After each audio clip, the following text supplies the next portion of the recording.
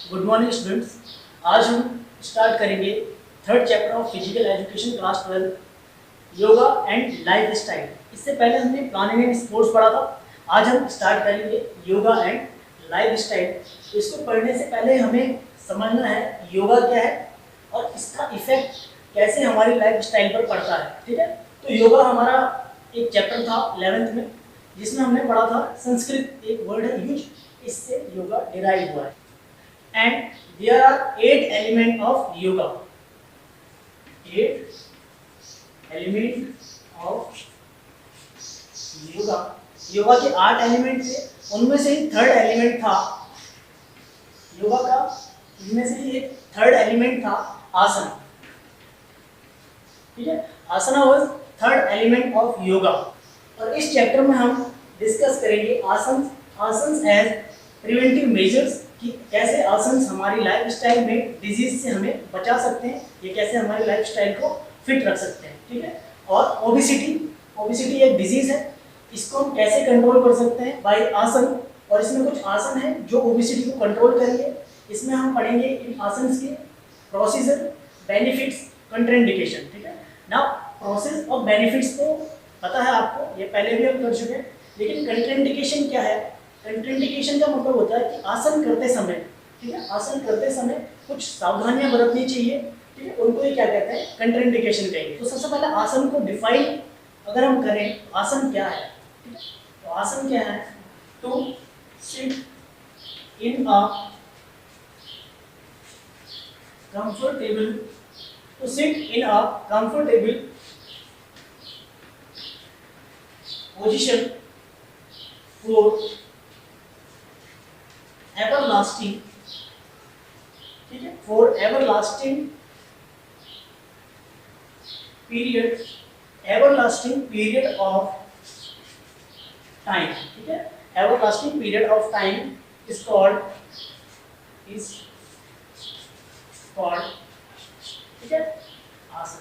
तो इन्हें क्या कहेंगे? आसन कहेंगे। तो हम समझ सकते हैं आसन क्या है। To sit in a comfortable position for everlasting period of time is called आसन।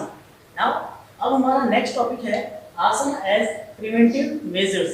आसन कैसे प्रिवेंटिव मेजर्स है जिससे डिजीज को कंट्रोल किया जा सकता है। ठीक है, तो आसन हमें बहुत सारी चीजें प्रोवाइड करता है ताकि हमारी लाइफ स्टाइल सही से हम जी सकें। ठीक है, और बहुत सारी डिजीज से हम कंट्रोल पा सकते हैं विद आसन। ठीक है, तो ये प्रोवाइड करता है। इसकी बेनिफिट्स कुछ आप लिखेंगे, आसन कैसे प्रिवेंटिव मेजर्स के रूप में काम करता है। ये प्रोवाइड करता है सबसे पहले बोन और, ठीक है, बोन्स को, ठीक है, स्ट्रॉन्ग करता है। ठीक है, तो आसन से हमें क्या होती है? हमारी बोन्स स्ट्रॉन्ग होती है। ठीक है, बोन्स स्ट्रॉन्ग होगी। ठीक है, दूसरा हमारा क्या है? आसन से हमारा डाइजेस्टिव सिस्टम सही होता है। डाइजेस्टिव सिस्टम इंप्रूव होता है। ठीक है,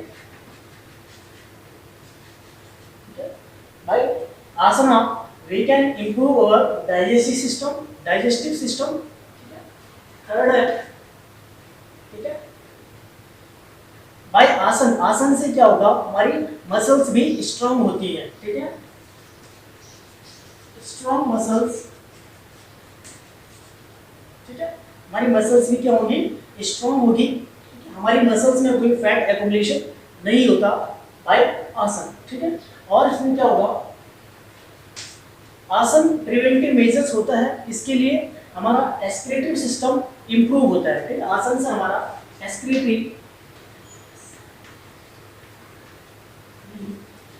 एक्सक्रीटरी सिस्टम इंप्रूव होता है। ठीक है, या स्ट्रॉन्ग होता है, जिससे क्या होगा? एक्सक्रीटरी सिस्टम इंप्रूव होता है, जिससे क्या होगा? हमारे बॉडी के जितने भी वेस्ट मटेरियल हैं वो आसानी से बॉडी से बाहर आएंगे और इससे हमारी बॉडी क्या रहेगी? फिट रहेगी। ठीक है, बॉडी फिट रहेगी। फिर आसन हेल्प करता है हमारे मेंटल पीस में। ठीक है, हमारी जो मानसिक और शारीरिक दोनों, फिजिकल और मेंटल हेल्थ को, दोनों को ही आसन क्या करता है? इंप्रूव करता है, तो मेंटल पीस मिलती है। ठीक है, mental and physical health improve. ठीक है, तो क्या होगा, आसन से हमारी मेंटल और फिजिकल हेल्थ इम्प्रूव होती है। आसन से हम इन सब चीज़ों को इम्प्रूव कर सकते हैं। ठीक है, इसीलिए आसन एज प्रिवेंटिव मेजर्स हमारे लिए वर्क करता है। तो जैसे कि हमने बताया कि आसन प्रिवेंटिव मेजर्स की तरह काम करता है और ये बहुत सारी डिजीज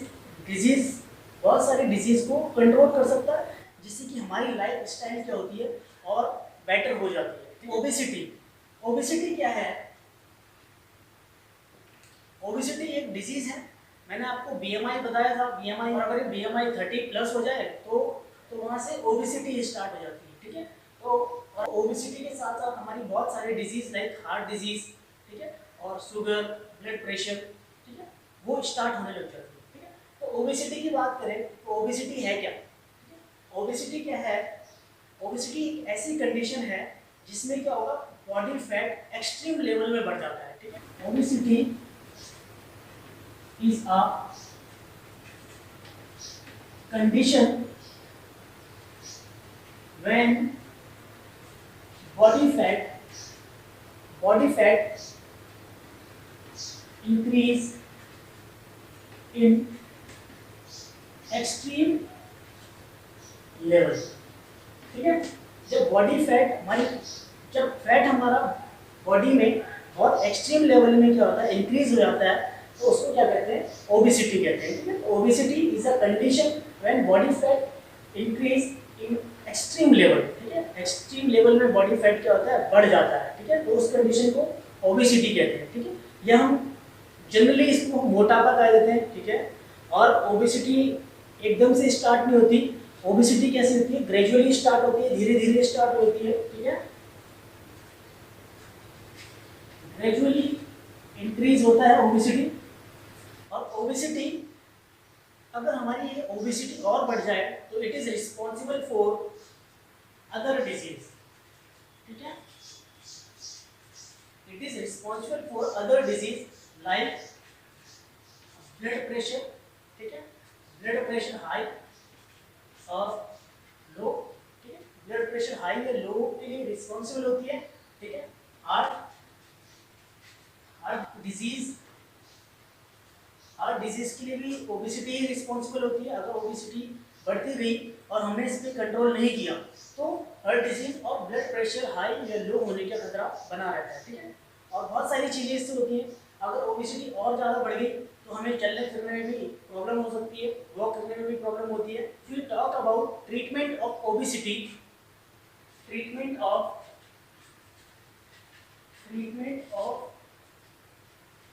ओबेसिटी, ठीक है, ओबेसिटी का ट्रीटमेंट। ठीक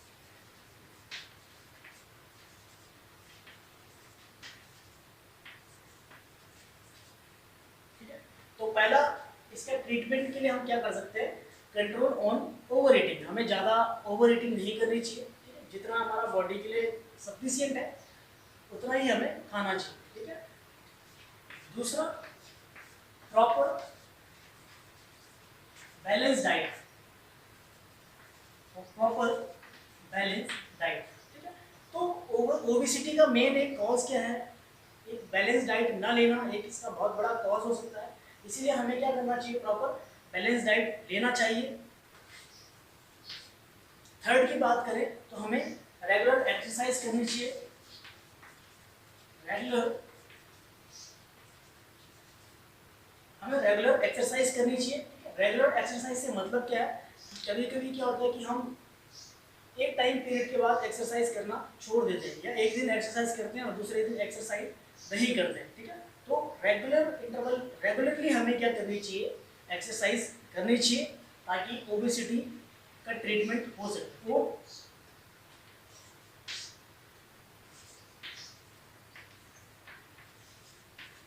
लिमिटेड यूज ऑफ मोबाइल। ठीक है, हमें मोबाइल का लिमिटेड यूज करना चाहिए और साथ ही साथ हमें व्हीकल से भी कम यूज करना चाहिए। अगर बहुत ज़्यादा ज़रूरत है तभी हम व्हीकल का यूज़ करें। ठीक है, गाड़ियों का यूज़ करें, नहीं तो हमें पैदल ही चलना चाहिए। तो हम नेक्स्ट टॉपिक है आसन फॉर ओबेसिटी। तो ओबेसिटी को कंट्रोल करने के लिए कुछ आसन है, इनकी हम प्रोसीजर बेनिफिट्स और कंट्राइंडिकेशन डिस्कस करेंगे, ठीक है, कंट्राइंडिकेशन डिस्कस करेंगे, ठीक है। तो आसन, सबसे पहला आसन होगा वज्रासन, ठीक है। बात करें वज्रासन के बेनिफिट्स की, तो इसके बेनिफिट्स हैं,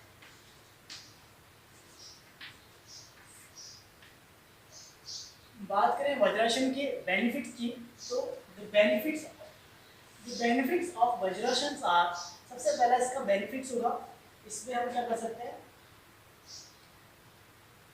बैक पेन कंट्रोल होता है, ठीक है। तो वज्रासन की क्या होता है, बैक पेन कंट्रोल हो सकता है।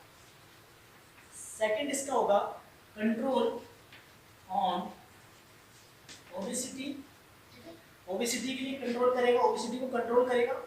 थर्ड क्या होता है, ठीक है, फैट एक्यूमुलेशन को कम करेगा, वो ओबेसिटी में आ जाएगा, ठीक है, बैक पेन को कम करेगा। थर्ड बेनिफिट की बात करें तो इसका बेनिफिट है, इसमें डाइजेस्टिव सिस्टम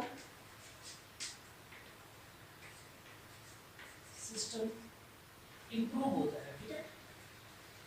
तो वज्रासन से हमारा डाइजेस्टिव सिस्टम भी इंप्रूव हो जाता है, ठीक है। और क्या होगा, इससे लंग्स की हमारी वाइटल कैपेसिटी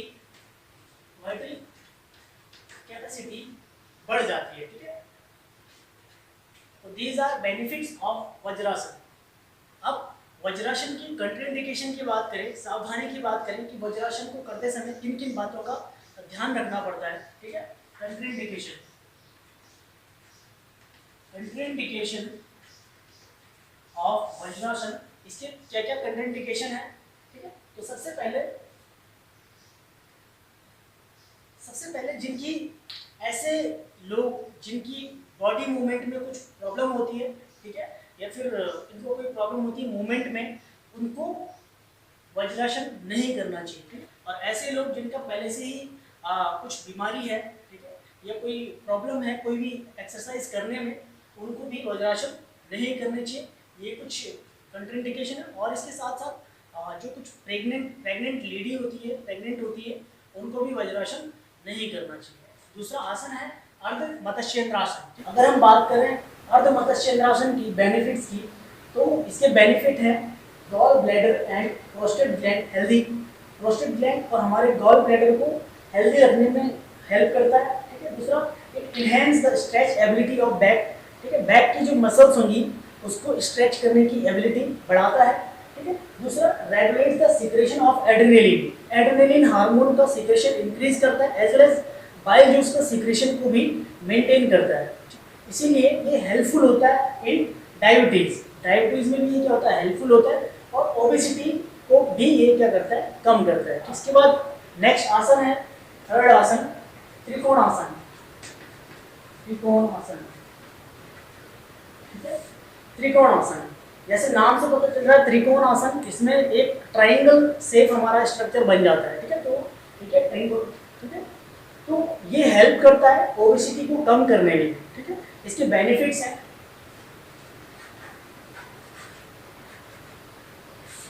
इसके अगर बेनिफिट्स की बात करें तो हमारी बॉडी की मसल्स को इंप्रूव करता है,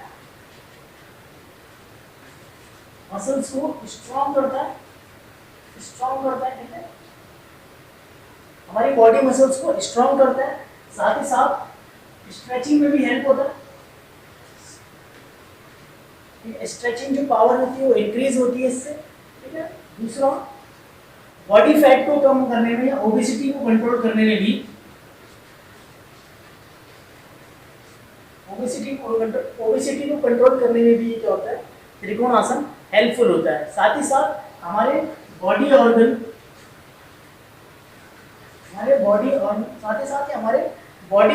को भी क्या करता है, इंप्रूव करता है, ठीक है, स्ट्रॉन्ग करता है, ठीक है। इंप्रूव करेगा या फिर इंप्रूव करता है या स्ट्रॉन्ग करता है, ठीक है। इसके भी कंट्राइंडिकेशन कुछ ऐसे ही, अगर बॉडी मूवमेंट में किसी को कोई प्रॉब्लम होती है या किसी को बैक पेन होता है, कमर में कोई प्रॉब्लम होती है, बैक में अगर कोई प्रॉब्लम होती है, तो उसको ये आसन नहीं करने चाहिए, ठीक है। नेक्स्ट आपका इसमें ओबेसिटी का आसन है, फोर्थ आसन, ठीक है। फोर्थ आसन है हस्तासन, जो ओबेसिटी को कंट्रोल कर सकता है। ठीक है, तो सबसे पहले तो ओबेसिटी को कंट्रोल करेगा, ओबेसिटी को कंट्रोल करेगा। ठीक है, हस्तासन, हस्तासन को ऊर्ध्व आसन भी कहा जाता है। ठीक है, इसको ऊर्ध्व आसन भी कहा जाता है। ठीक है, तो ओबेसिटी को कंट्रोल करेगा। ठीक है, साथ ही स्ट्रेचिंग, ठीक है, बॉडी के पार्ट की स्ट्रेचिंग में भी हेल्प करता है। ठीक है, और बोन, ठीक है, बोन्स को भी स्ट्रांग बनाने में हेल्प करेगा कौन, हस्तासन। ठीक है, और साथ ही साथ ये हाइट इंक्रीज करने में भी, हाइट इन बच्चों की हाइट इंक्रीज करने में भी काफी हेल्पफुल होता है हस्तासन। ठीक है, इसके भी कंट्राइंडिकेशन की बात करें तो अगर कोई बॉडी मूवमेंट में कोई प्रॉब्लम होती है या बैक में कोई प्रॉब्लम होती है तो इसे नहीं करना चाहिए। ठीक है, अगर प्रेग्नेंट लेडी है तो उनको भी ये आसन नहीं करने चाहिए।